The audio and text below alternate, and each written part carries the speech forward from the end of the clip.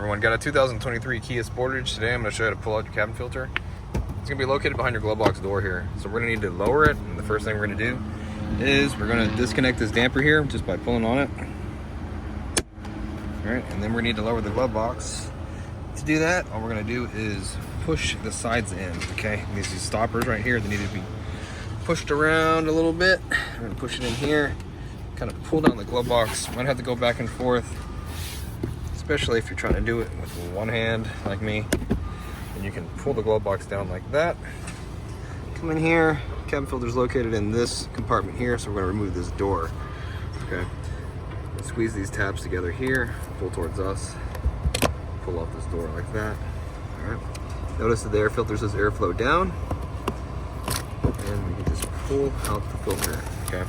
This one sounds like it has a bunch of leaves in it, and it definitely needs to be replaced, so let me go ahead and notify my customer that we need to get him a new filter, definitely. Look at this one. If you need one, check the description box. I'll have the part number and a link takes you to Amazon where you get a new one. So I don't have a new one on me right now because it hasn't been approved yet, so I'm just going to end up putting this one back just for the video. It just slides right in here.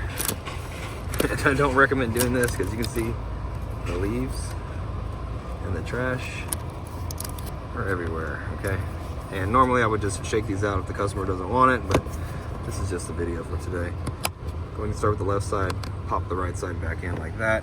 To get this to go back, all we gotta do is close the glove box and it'll stay right where it is. Get the damper and it just clicks back on and you're all done. Hope the video was helpful, and if it was, appreciate it if you hit that like button for me.